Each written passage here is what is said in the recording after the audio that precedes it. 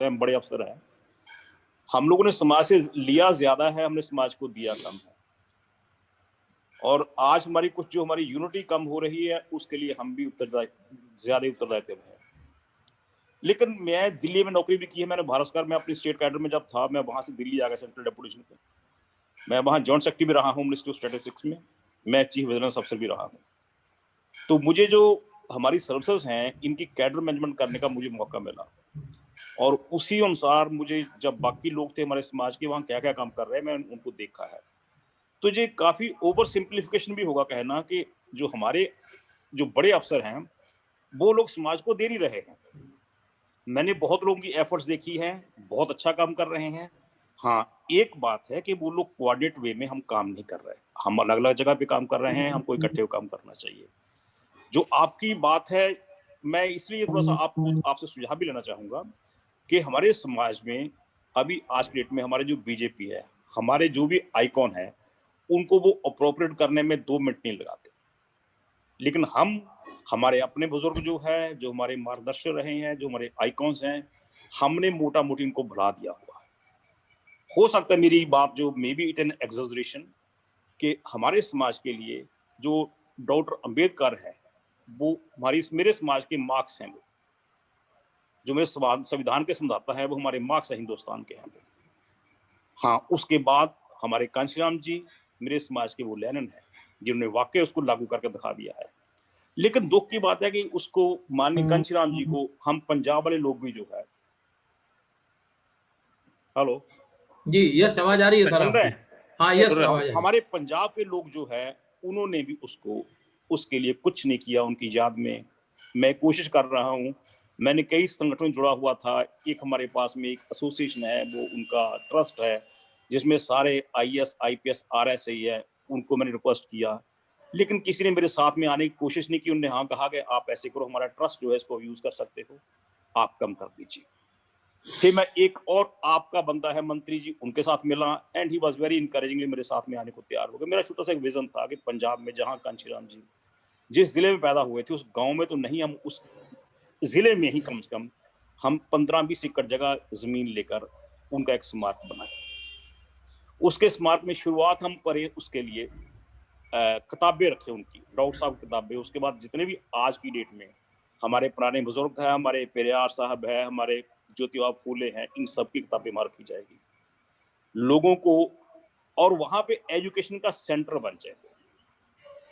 हम वहां पे लोगों को, बच्चों को, गरीब लोगों को, जो असहाय बच्चे, उनको वहां पढ़ाएं, और उनको हम उसी तरह ही तैयार करें जिस तरह से RSS जो है वो अपने कैडर को तैयार करता है। RSS का कैडर कमिटेड इसलिए रहता है कि उनकी ट्रेनिंग शुरू से दी जाती है। और हम लोगों की समस्या ये पड़ रही बहुत ज्यादा कि हम नौकरी करने के बाद में, बड़े अफसर बनने के बाद में एक्सपेक्ट कर रहे हैं कि हम इनके बड़े कैडर बन जाएं। वो संभव नहीं है बहुत ज्यादा।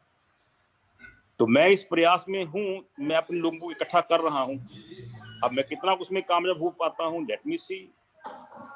मैं अगर मुझे जरूरत हुई तो मैं सभी लोगों से, आपसे फिर बराबर इस पे चर्चा करता रहूंगा।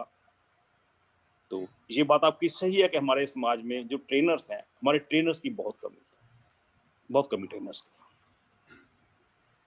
जय भीम। मैं I'm unable to see you. हाँ जी। बदावन के कहने से पहले मैं कुछ कहूं? यस कीजिए। Thank you partner.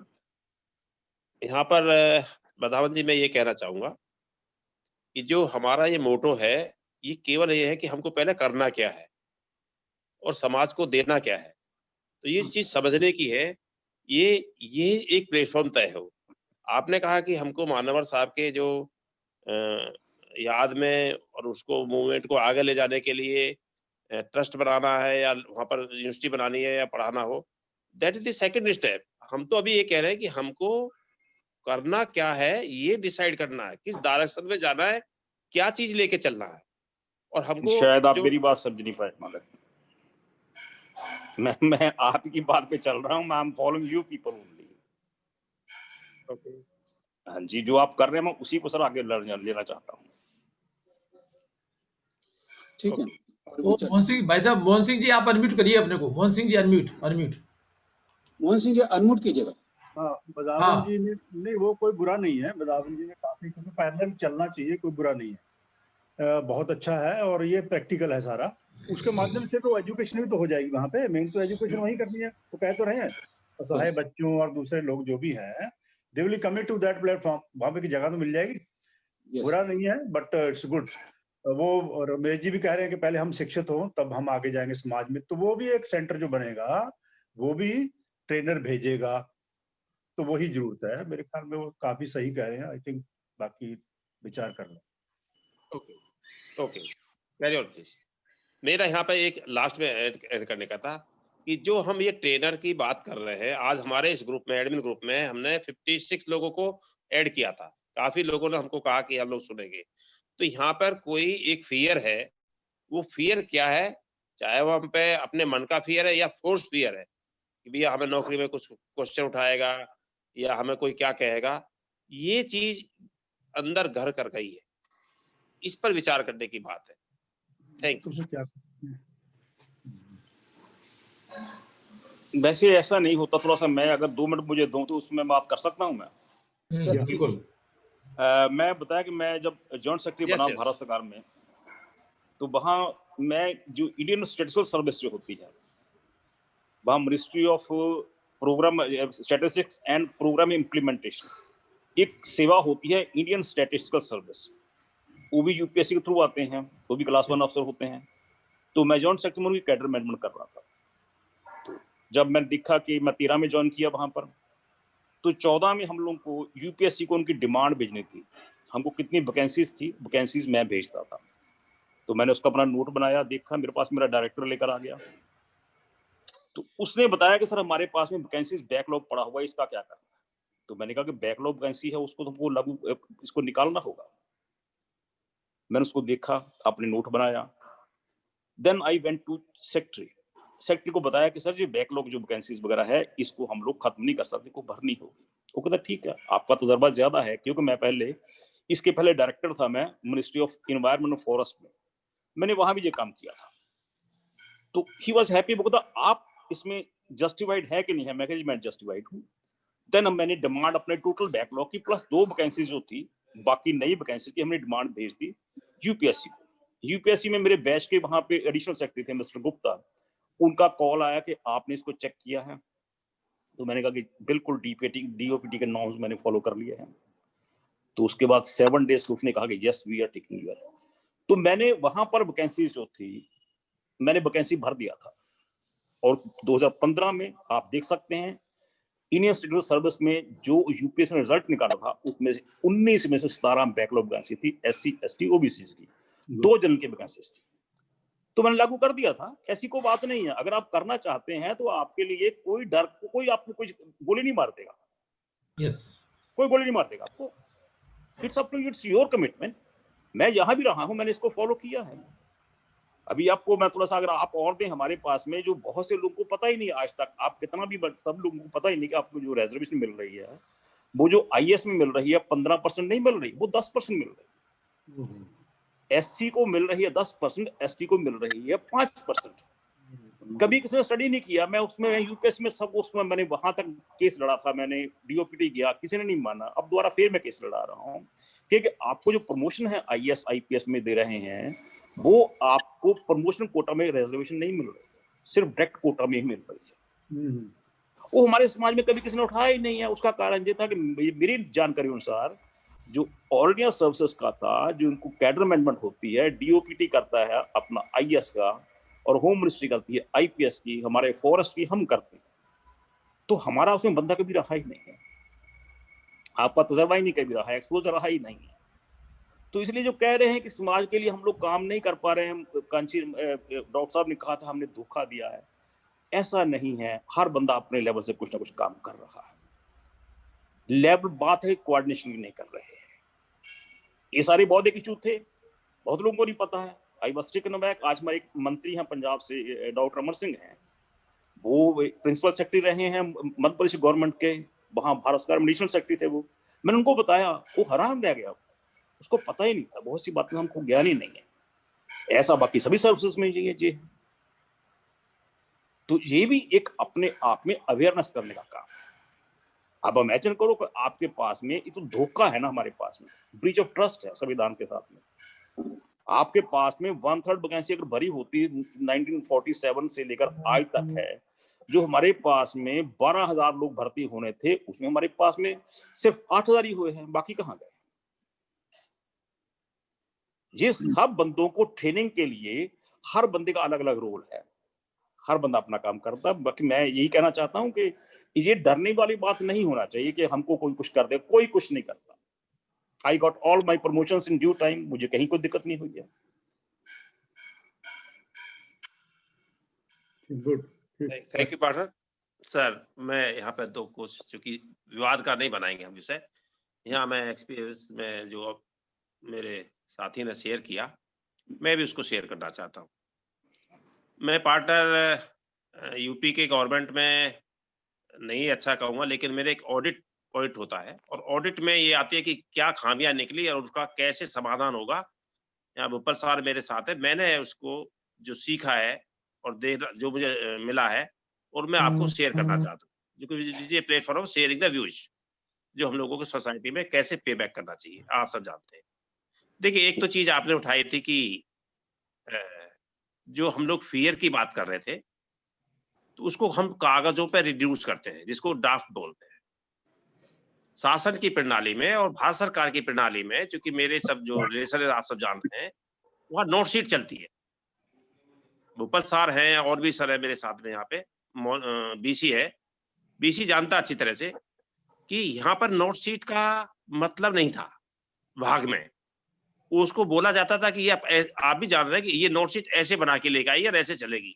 तो एक तो यहाँ ये बात आई कि हमारे विचारों को स्वतंत्र रूप से प्रोड्यूस करने में हमारे ऊपर छोड़ा नहीं गया, उनके इशारे पे हम चलते हैं। और आज भी आप जानते हैं कि प्रिंसिपल सेक्रेटरी कहता है कि भी आरओ समीक्षा अधिकारी को, सेक्शन ऑफिसर को बोलता है कि आप ये नोट शीट बना के लेकर आइए। दूसरा तरीका है कि वो अपने जॉइंट सेक्रेटरी को बोलेगा, स्पेशल सेक्रेटरी को बोलेगा, और उस हिसाब से प्लानिंग होगी।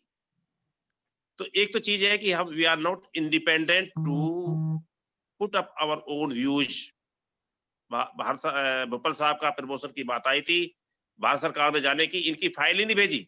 और अनिल हसन साहब है, हमारी अभी बात हुई थी कुछ दिन पहले, वो उन्होंने फोन किया पवन कुमार सेक्रेटरी को, नहीं भेजी। तो ये तो इंडिविजुअल हो गया कि भाई किसी का कहाँ कैसे लिंकेज है, हम वी ऑल नो।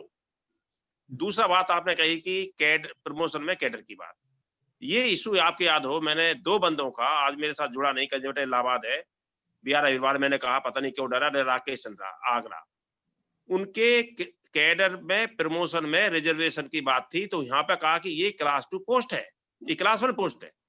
भोपाल साहब इसके साक्षी हैं कि हमको कैसे बेवकूफ बनाया गया कि क्लास 2, यहाँ पर हम लोग क्लास 2 पोस्ट ले रहे हैं, एसीएफ को, एसडीओ को, और आईएफएस से मतलब जो पीएफएस से आईएफएस में जब मिलेगा तो उसमें रिजर्वेशन उन्होंने नहीं दिया।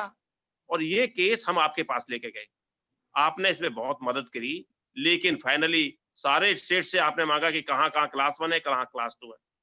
You know the result, they have not got the final output. अब जाके उसका इसी महीने में, पिछले महीने में प्रमोशन हुआ। ये 2 चीज मैंने कही। देखिए हम लोग कैसे लैग करते हैं, कोऑर्डिनेशन जो आप कह रहे हो, और कैसे हमारी अवेयरनेस थी। मैं इसमें ये कड़ी में जोड़ूंगा कि हमको जब भी प्रमोशन की मीटिंग में जोड़ा जाता था, तो ऐसे लोगों को लिया जाता था जिसको जानकारी नहीं थी, और वो साइन कर देते थे और उनका क्वारम पूरा हो जाता था। तो ये बात में मैंने जब फिर मुझको उन्होंने, जब मैं रेज करता था, ये ऊपर सर जान रहे हैं, मेरे एक पीसी सेफ थे, उन्होंने कहा कि भाई तुम 6 महीने से इस प्रमोशन को लटकाए हुए हो, आप क्या चाहते हो? हमने कहा कैडर फॉरेस्टर का मैनेजमेंट सर्किल का है, आपका स्टेट का नहीं है, आप स्टेट में अपने मन से करना चाह रहे हैं। That was no. आज की डेट में एचओडी जो है राजीव कुमार, ये उस कमेटी में थे। राजीव ने कहा कि यार हम पे प्रेशर है, तुम बात करो। तो हमने कहा सर आपका क्या व्यू है? बोले मैं आपके व्यू से सहमत हूँ। तो मैंने कहा मैं भी आपके सहमत हूँ, हम दोनों नोट शीट लिख देते हैं। नोट शीट लिख दी, काटी नहीं गई। तो जो चीज लिख दी है वो अमर है, वो नोट शीट का अमरण था। नोट शीट फाड़ेंगे, ये एग्जाम्पल जो कि प्लेटफॉर्म में हम आगे कभी डिस्कस कर सकते हैं, बहुत सी ऐसी चीजें हैं। तो ये मेरा एक एक्सपीरियंस है जो आपने शेयर किया। हमारा यह है कि let us resolve to find a suitable platform इन सभी चीजें समस्याओं का, एजुकेशन के फील्ड में, कोऑपरेशन के फील्ड में और एक्चुअलिटी में फील्ड में लाने, जमीन पर उतारने में। I welcome, I support your view. Thank you so much. सभी के विचार ले लिए जाएं एक एक बात, बाकी रिपीटेशन में हम सेकंड में आएंगे। बाकी और भी दूसरे साथी हैं, उन्होंने भी अपने विचार व्यक्त करे। शारदा प्रसाद जी, बोनिक चंद जी, मक्खन लाल जी। पहले मैं रिक्वेस्ट करूँ बोनिक को, बोनिक प्लीज। या Boniuk sir, BC.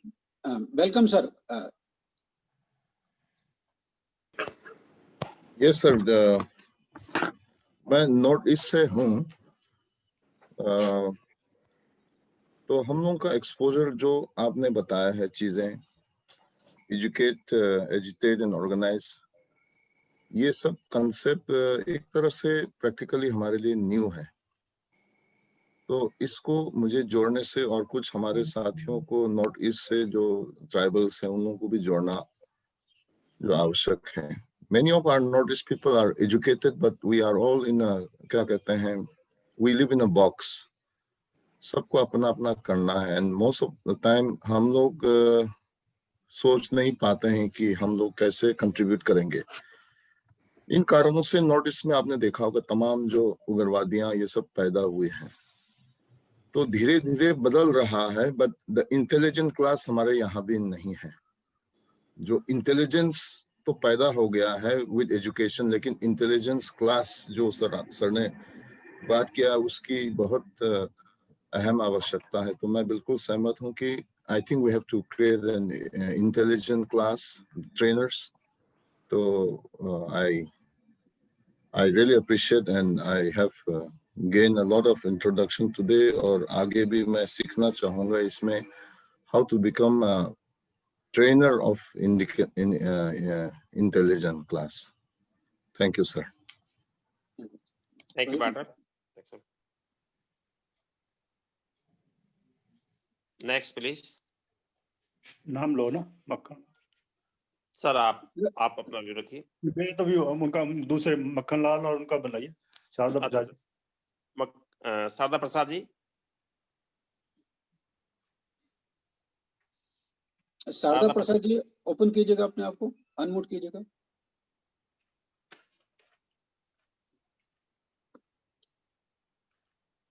Yes, express your view sir.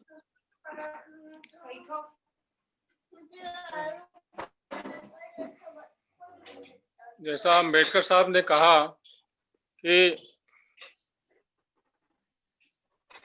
समझाने वाले को समझना होगा और समझकर समझाना होगा।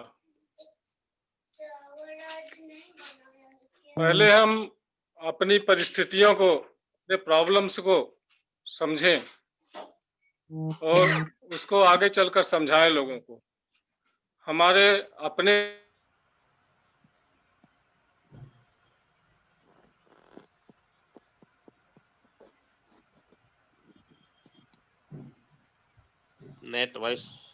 नेट कमजोर हो रहा है। बोलिए सर। हाँ बोलिए सर।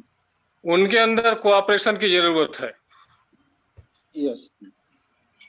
जो हमारे सीनियर्स होंगे जरूरी नहीं है कि वो हमको कोऑपरेट करें। बहुत से ऐसे इंस्टेंसेज आए हैं जहाँ की हमारे सीनियर्स हमको खुद ही नहीं सपोर्ट करते हैं। हम उनसे अनड्यू सपोर्ट की जरूरत नहीं महसूस करते, अनड्यू सपोर्ट नहीं चाहते हैं, बट उनसे ये भी आशा करते हैं कि जो हमको ड्यू सपोर्ट है वो सपोर्ट उनसे मिले। इसके अलावा कम से कम अगर हमको सपोर्ट नहीं करते, कोऑपरेट नहीं करते, तो हमको अपोज भी न करें। बहुत से इंस्टेंसेज ऐसे आए हुए हैं जहां लोगों ने सपोर्ट करना छोड़ दीजिए, कोऑपरेट करना छोड़ दीजिए, लोगों को सप्रेस करने की कोशिश की है। पहले हम लोगों में एकता, एजुकेशन का महत्व हम लोगों को समझना चाहिए। हम सोसाइटी को तो बाद में देंगे, लेकिन पहले हम खुद समझे इस चीज का मतलब क्या है, बाबा साहब ने क्या हमको कहा है। अगर हम खुद आपस में कोऑपरेशन नहीं रखेंगे तो हम सोसाइटी को कहां तक पहुंचाएंगे, इसको समझना होगा। इसको समझने में टाइम लगेगा। अगर हम एक दूसरे को सपोर्ट करना चाहते हैं, सोसाइटी को बनाना चाहते हैं,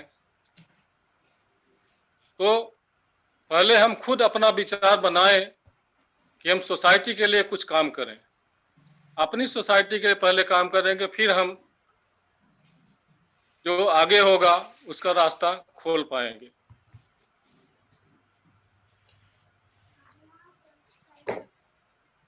इन्हीं शब्दों के साथ मैं यहाँ विराम देता हूँ। मैं आगे फिर आपके साथ आऊंगा, कुछ अपने विचार रखूंगा। आज यहीं पर विराम देता हूँ। धन्यवाद। माखन लाल जी, थैंक यू मक्खन लाल जी। अनम्यूट कीजिएगा अपने को, अनम्यूट कीजिएगा। सर अपना माइक ऑन करिए, माइक ऑन करिए। यस। मान्यवर, जय हिंद सहकारियों। मेरे द्वारा दिए गए कोई नया विचार नहीं है। सभी मेरे द्वारा जो पूर्व सहपाठी लोग दिए हैं, सहकर्मी, उनके विचार से सब सहमत हूँ। धन्यवाद।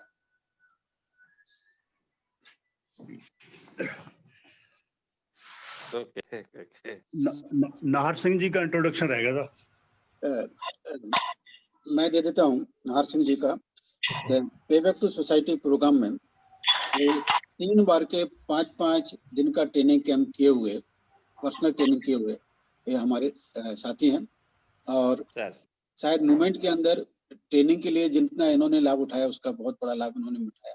ये इससे LIC में डेवलपमेंट ऑफिसर्स करके हैं और इस समय पे बैक टू सोसाइटी प्रोग्राम में जनरल सेक्रेटरी का काम देख रहे हैं।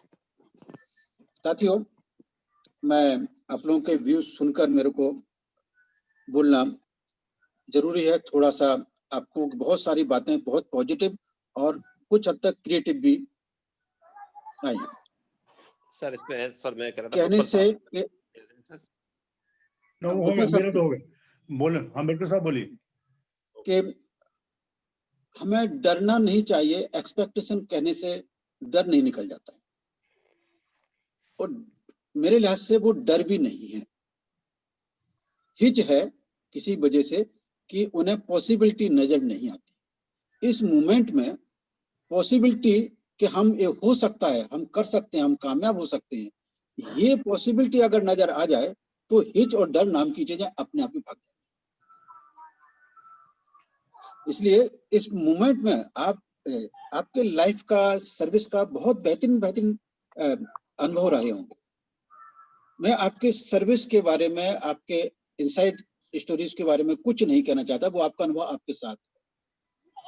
मेरा केवल आपसे कि how you can become social utility, वो किस प्रकार की चाकोरी डेवलप की जाए कि आप लोग समाज के लिए उपयोगी बनना सिद्ध हो जाए। तो वो उपयोगिता के लिहाज से हमने इंटेलिजेंस क्लास का डेवलपमेंट करने का निर्णय लिया है। उस पर किसी प्रकार का दो मत नहीं आए। दूसरा, ट्रेनर की बात भी कही तो ट्रेनर भी। तीसरा, थिंकिंग स्किल की बात है जो आप लोगों को एकदम ग्राह्य नहीं होगी। जो लोग हमारे मीटिंग में आ रहे हैं उनको अच्छी तरह से समझाएंगे। आसाम से हमारे बोनिक चंद जी ब्रह्मा है, उन्होंने भी बहुत अच्छी बात कही है। वो और भी कुछ जानना चाहते हैं।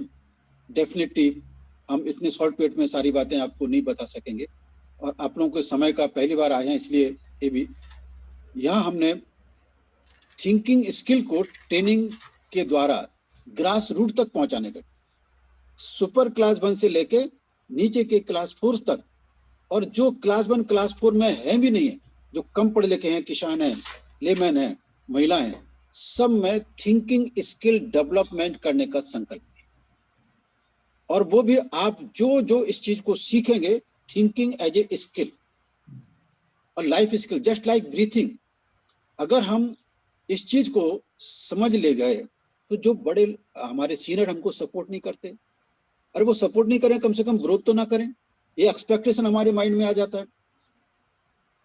बहुत सारे किंतु परंतु हमारे बीच में रहते हैं, वो केवल इसलिए कि कहीं ना कहीं हम सोच विचार करने में कम पड़ते हैं। प्रशासनिक आधार पर आप जो आपको ट्रेनिंग मिली है उसके आधार पर गवर्नमेंट प्लानिंग को इम्प्लीमेंटेशन करने के लिए आप लोग बहुत एक्सपर्ट हो, बहुत क्रिएटिव तौर से उसको इम्प्लीमेंट कर सकते हो। पर ये जो सोशल ट्रांसफॉर्मेशन मूवमेंट का ये जॉब, ये सर्विस जॉब से टोटली अलग है। ये आपने कभी किया कि हमें जितनी सोशल यूटिलिटी बनना चाहिए हम नहीं बन पाए। बनने की तमन्ना मेरे को सब में नजर आई कि हम सोशल यूटिलिटी बनना चाहिए, और इस सोशल यूटिलिटी बनने के लिए मैं आपको केवल दो ही चीजों का आग्रह करूं कि आप लोग के माध्यम से जिस देश की हम जाति व्यवस्था को झकझोरना चाहते हैं उसको डी कास्ट प्रोसेस में लाके एनिलेशन ऑफ कास्ट के प्रोसेस तक ले जाना चाहते हैं। Caste, de caste and now फिर कास्टलेसनेस। तो डी कास्ट का प्रोसेस हम एक साथ खत्म नहीं कर पाएंगे, इस चीज को भी हमने देखा प्रैक्टिकली। तो ये कास्ट को जानने वाले बने, इसकी एसेंस को समझने वाले। हम जीते हैं कास्ट को जानते कम है। मैं ये कह करने का साहस कर रहा हूं कि हम कास्ट को जानते नहीं, इसलिए कास्ट को हैंडलिंग करने में कम पड़ते हैं, इवन अपनी प्रॉब्लम को भी हैंडलिंग करने में कम पड़ते हैं। मेरा 39 इयर्स का सेंट्रल सर्विस हुआ, 39 इयर्स का, 21 साल की उम्र में लग गया था। कंडक्ट रूल का एक्सपर्ट था। मेरा अधिकारी मुझे, मैं आप ताजुब करोगे, 98 में मुझे पे बैक टू सोसाइटी प्रोग्राम का इंचार्ज बनाया गया। कांसीराम जी ने बनाया, सारे लोगों को देख रेख सारे लोगों के सामने, और मैं तब से खुले तौर से काम करता रहा। पर मेरी चाकोरी थी नॉन पॉलिटिकल और नॉन रिलीजियस। वो हम परफॉर्म करने में इतने हुए कि कोई भी मुझे एक छोटा सा मीमो देने के लिए, मतलब मैं डिफरेंट कास्ट के लोग थे, मेरे जो मनुवादी मानसिकता के लोग भी थे, आरएसएस से ओरिएंटेशन के लोग भी थे, और मुझे देने में वो इतना डरते थे कि अगर अंबेडकर को मेमो दिया कहीं उसके वजह से हमको उल्टा मेमो ना मिलता। कारण I was having to some extent thinking skill, जो वो नहीं रखते थे वो मैं रखता था। और मैं आप लोगों की जानकारी के लिए, इस समय एडवर्ड डी बोनो का नाम आपने सुना होगा। बोनिक चंद जी को भी मैं बताना चाहूंगा, और हमारे महाकंलाल जी, शारदा प्रसाद, कि थिंकिंग स्किल में अगर आप लोग एक्सपर्ट बन जाते हो तो आप इंटेलिजेंस क्लास का निर्माण करने में भी सफल हो सकते। आपको सफल होना है, मैं तो एक निमित्त मात्र हूं, कल हूं कल नहीं रहूंगा। आप लोग सफल हो सकोगे अगर थिंकिंग स्किल का जोड़ आपको मिले। और थिंकिंग स्किल जब जोड़ मिलता है तो आप कॉपरेशन के प्रिंसिपल को, एबिलिटी टू कॉपरेट, ये हमारे बीच में डेवलप नहीं हुई, ये इंस्टिंक्टली डेवलप नहीं हुआ। और ये कास्ट के वजह से। कास्ट का एंटीथीसिस या विलोम शब्द क्या है? मैं आप सिंपली एक क्वेश्चन पढ़ रहा हूँ। कास्ट का कोई विलोम, हर शब्द का विलोम शब्द होता है, कास्ट का हम विलोम शब्द नहीं ढूंढ पाए थे, एंटोनियम हमने ढूंढा। कास्ट का विलोम शब्द है कॉपरेशन, समवाय, एंडोस्मोसिस, सोशल एंडोस्मोसिस। ये कॉपरेशन में जीने वाले समाज को टुकड़े टुकड़े में बांटकर छोटे छोटे ग्रुप में एनक्लोज कर दिया और उसमें ऊंच नीच का दायरा बना दिया। इस व्यवस्था का नाम है कास्ट। तो एक हम कास्ट को समझने में कम पड़े हैं। थिंकिंग स्किल की टूल्स, टेक्निक, मेथड आप लोगों तक पहुंच जाए, और वो फिर आप नीचे लाइब्रेरी के माध्यम से, ट्रेनिंग सेंटर के माध्यम से नई जनरेशन को तैयार करके उनको ट्रेनर बनाएं। उनको ट्रेनर बनाने के लिए वो नए जब महिलाओं को सिखाएंगे, बच्चों को सिखाएंगे, वो 5वीं तक के बच्चों को सिखाएंगे, 10वीं तक के बच्चों को सिखाएंगे, ग्रेजुएशन बच्चों को सिखाएंगे, और आने वाले समय में एकेडमिक क्लास तक भी वो थिंकिंग स्किल को ले जाएंगे। तो थिंकिंग स्किल, दूसरा कॉपरेशन, और तीसरा कास्ट, ये 3 शब्द ऐसे हैं जिसके की कमतरता के वजह से हमारे मूवमेंट में लड़खड़ाहट हुई है। ये हमारी रिसर्च है। मैं विनम्रता से कहना चाहूंगा कि हम ये पूरा रिसर्च माइंड से, आप लोगों के साइंटिफिक माइंड से बढ़ रहे हैं, और इसमें हम कॉम्प्रिहेंसिव विचार के साथ चल रहे हैं। हम इसको फाइनल नहीं मान रहे। आप लोग इसके अंदर भर डाल सकते हो, उसको रेक्टिफाई कर सकते हो, इंप्रूव कर सकते हो, और कुछ नई चीज जोड़ सकते हो। हम इस प्रकार से चल रहे हैं। हम पे बैक टू सोसाइटी अपने आप को, कोई भी अप्रोच को फाइनल नहीं देखती। उसमें हमेशा सतत चेंज इम्प्रूवमेंट डेवलपमेंट ये करने का आंखें अपनी आंख खुली रखते हैं, माइंड खुला रखते हैं। इसलिए इस मूवमेंट की सबसे बड़ी एटीट्यूड जो है, सबसे बड़ा एटीट्यूड होने की जरूरत है कि we must come forward with open mindedness. दूसरा होल हार्टेडनेस। तीसरा self help is the best help is the dimensions of the team work. Self help is the best help is the dimensions of the team work. इतनी ही चीज को भी हम अनुकरण करें इंटेलेक्चुअल क्लास, और अपने समाज के प्रति हॉनेस्टी, और समाज के लिए हम मनुवाद के सारे माइंडसेट से अपने आप को इंडिपेंडेंट कर पाए, मनुवादी जकड़ से हम अपने आप को इंडिपेंडेंट बना सकें, और हमारा सेल्फ का जो वेस्टेड इंटरेस्ट है उसे थोड़ा सा बाजू में रख के डिसइंटरेस्टेड हो जाए, तो हम इंटेलेक्चुअल क्लास बन जाते हैं। कठिन नहीं है, ये हमारे एटीट्यूड पर डिपेंड है। और जैसे एक एक व्यक्ति के अंदर, आप लोगों के अंदर एक के अंदर इस प्रकार का इंस्टिंक्ट डेवलप होना शुरू होगा, लोग आपके चहेते बनने लगेंगे, आपके इर्द गिर्द इकट्ठे होने लगेंगे, आप क्लास का निर्माण करने में सर्व हो सकेंगे। इस देश में बड़े पैमाने पर इंटेलेक्चुअल क्लास बनाने का कारण बन सकते हैं।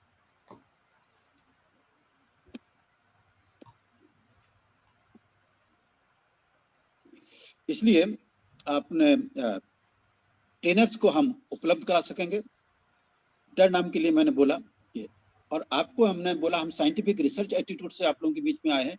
तो ये जो विचारधारा का निर्माण हुआ है 21वीं शताब्दी, एक बात मैं आप सब लोगों को बहुत नम्रता से कहना चाहूँ, 20वीं शताब्दी में सोशल ट्रांसफॉर्मेशन मूवमेंट के लिए इवन कांशीराम जी भी हों या और भी बहुत सारे लीडर रहे हों, इंटेलेक्चुअल रहे हों, प्रॉस्पर रहे हों, 20वीं शताब्दी में वहां पर यूज किए गए हैं टूल्स, टेक्निक और मेथड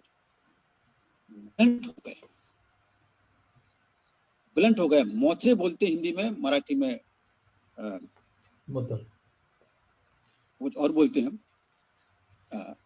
बोथड हो गए, मोथरे और बोथड, और अंग्रेजी में ब्लंट बोलते हैं। उनकी धार उतनी इफेक्टिव नहीं है, यानी उनकी यूटिलिटी तो है लेकिन एफिशिएंसी और इफेक्टिवनेस नहीं है।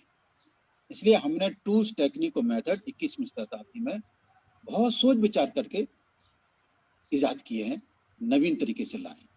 और उसमें सबसे पहला बिगेस्ट टूल्स है कि thinking skill is the biggest investment in social transformation movement. Thinking skill is the biggest investment in social transformation movement. अगर इसे आइडियोलॉजी के साथ और मिल जाता है, कॉपरेशन का एबिलिटी टू कॉपरेट हम अपने लोगों में डेवलप कर ले जाते हैं, तो ये मूवमेंट को हम कुछ ड्यूरेबल कह सकते हैं कि ड्यूरेबल खड़ा हो सकता है। ये मूवमेंट जो टूट जाते हैं, बिखर जाते हैं, और अगर हम थिंकिंग स्किल को लेके आते हैं तो वो ओपन माइंडेड और होल हार्टेडनेस का प्रिंसिपल है, हमारे बीच में टूटन, बिखराव की संभावना कम रहेगी। क्योंकि थिंकिंग स्किल का एटीट्यूड जो डेवलप होता है, बिहेवियर डेवलप होता है, वो बहुत बड़ा होता है। उसी का तो हवा हुआ है। हम अशोक के समय में शासन करती जमात थे, शासन करती थिंकिंग पीपल होते हैं, थिंकिंग डेलिबरेट डिसीजन मेकिंग करने वाले, डेलिबरेट एफर्ट्स करने वाले होते हैं। आप लोग अपने कार्य से इस चीज को जानते हैं क्योंकि आप उसका अनुभव कर चुके हैं, उसके अंग रहे हैं, उस प्रशासन के रूलिंग क्लास का अंग रहे हैं। तो आप लोग अब बहुजन समाज के लिए रूलिंग क्लास बनने का, और ruling class means intellectual class बनने का स्वप्न आप अपने माध्यम से साकार कर सकते हैं। इसी अपेक्षा के साथ इसमें हमारा जो उपयोग चाहिए, जितना हमारा सहकार चाहिए, मैं आप लोगों के लिए तत्पर रहूंगा। आप जब भी मुझे रात को कॉल करेंगे, 24 hour my mobile is open. मैं किसी प्रकार का बड़ा और छोटा अपने आप को नहीं मानता। मैं आप लोगों में से ही एक आपका छोटा बड़ा भाई, आप लोगों का मैं एक छोटा बड़ा भाई हूँ। कुछ उम्र में मेरे से बड़े मैं होता हूँ, किसी से मैं उम्र में बड़ा होऊंगा बाकी, और आप मुझे बहुत बड़ा इंटेलेक्चुअल्स या बहुत बड़ा मार्गदर्शक या बहुत बड़ी चीज नहीं। I am one among you, I am one among you. इसलिए यहाँ पर ईगो किसी प्रकार का अड़थला, रुकावट या ऑब्स्टिकल नहीं बन सकती मेरे और आपके दरमियान में। आप लोग बड़े पैमाने पर, आप लोग 7 लोग यहाँ पर उपस्थित हुए थे। ये 7 लोग कम से कम 70 लोगों तक ये मैसेज पहुंचाए, 10 टाइम्स पर 70 लोगों तक, 70 से 700 लोगों तक ये मैसेज पहुंचाने के लिए आज जो आपने सुना समझा, अगर आपको सही लगा है, अच्छा लगा, तो मैसेज आगे को पहुंचाने के लिए कीजिए। और नेक्स्ट मीटिंग आप डिसाइड कीजिए कि उस दिन हम आपको आपके प्रश्न का जो आप सोच विचार कर करके आएंगे और आपके जितने भी प्रश्न होंगे, मैं आप लोगों के डिटेल प्रश्नों का उत्तर अगली मीटिंग में देने की पूरी कोशिश करूंगा। आप लोग केवल अपना समय कब दे, क्योंकि आज तो हमने गुरुवार का समय एट रैंडम रख लिया था, आपका समय किस प्रकार का सूटेबल हो सकता है जिसमें आप लोग इकट्ठे हो सकें। और साथ ही कम से कम आज बिगिनिंग तो हुई, coming together is the beginning. थोड़े लोग हैं लेकिन आप एक एक अधिकारी, बहुत बड़ी अधिकारी, आप तो स्टेट संभालने वाले रहे, तो 7 लोग छोटी ताकत नहीं होते, बहुत बड़ी ताकत होते हैं। एक माइंड सेट का प्रोजेक्शन करने में आप काफी बड़े कामयाब हो सकते हैं।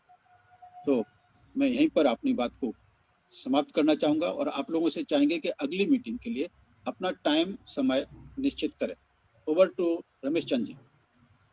Mohan Singh. Thank you sir, thank you so much. आपका जो वैल्यूएबल सजेशन हमें मिला है, और मैं साथियों से सहयोग अनुरोध करूंगा कि ये जो हम अपना मूवमेंट चला रहे हैं, मेरा अपना मत है कि सैटरडे के समय में हम 11 बजे रखें, तो एडमिन ग्रुप का केवल, तो ज्यादा इफेक्टिव होगा। आप अपना व्यू रख सकते हैं।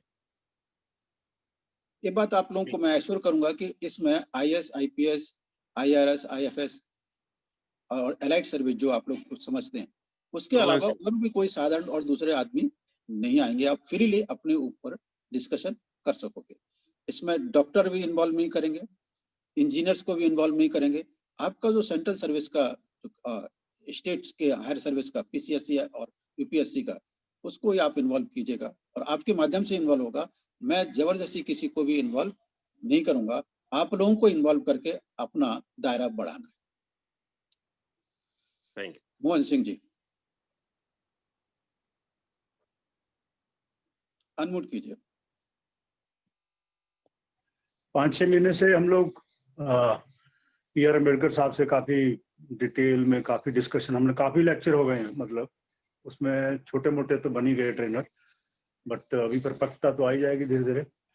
नाहर सिंह जी काफी कुछ बताते रहते हैं, वीडियो डालते रहते हैं, इसमें एक 2-3 चला हुआ वीडियो, ये काफी लेक्चर आप जो पार्टिसिपेंट आज देख रहे हैं वो यूट्यूब पे जाके भी PBSP, वो नाहर सिंह जी लिंक भेज दीजिएगा, PBSP नेशनल सभी को भेज दीजिएगा, आपका नंबर रमेश जी से आ जाएंगे। आई थिंक सभी लेक्चर भेज दो, काफी एजुकेशन हो जाएगी उन लोगों की। एंड मेरे ख्याल में फिर हम नेक्स्ट, रमेश जी जैसे बता रहे हैं, नेक्स्ट सैटरडे करना है, कब करना है? अभी ठीक रहेगा सर, छुट्टी रहती, क्योंकि काफी लोग आज जो है ना क्लास की वजह से नहीं आए, 9 बजे 9:30 बजे। हाँ, परसों सवेरे 11 परसों सवेरे 11 बजे। ओके, बस solid, thank you. Sharda Prasad जी, बोनीचंद, ब्रह्मा जी, आपको ये टाइम सुटेबल रहेगा? माखन जी वगैरह, आप लोगों को भी ये टाइम सुटेबल रहेगा? Saturday, each Saturday 11 AM। Saturday को 11 AM। Okay okay okay. बर्क सर शारदा प्रसाद जी, आपके लिए Saturday? It is suitable. Makhan ji, ठीक है। माखन लाल जी, आपके लिए जी, अगर आप लोगों को इतना है तो बाकी लोगों को भी टाइम सुटेबल होगा, इतना पर्याप्त है। मतलब इस कैडर के लिए, इस कैडर का, इस ग्रुप का नाम है PBSP एडमन ऑपरेशन। हम तो पूरे देश का प्रशासन का ऑपरेशन करना चाहते हैं आप लोगों के माध्यम से।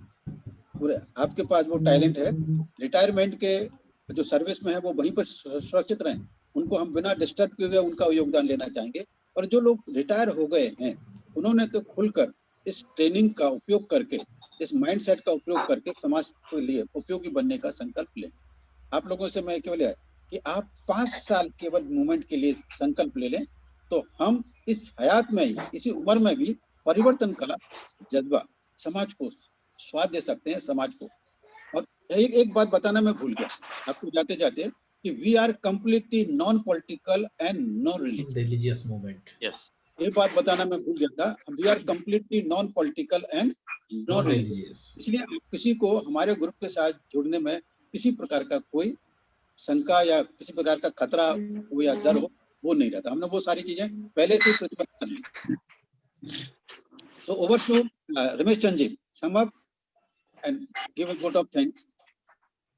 थैंक यू सर, मैं सभी का आभारी हूँ, आप सबका, नार सिंह जी का और साथियों का, जिन्होंने इतना वैल्यूएबल समय दिया और हम लोगों को एक आगे के लिए रास्ता है।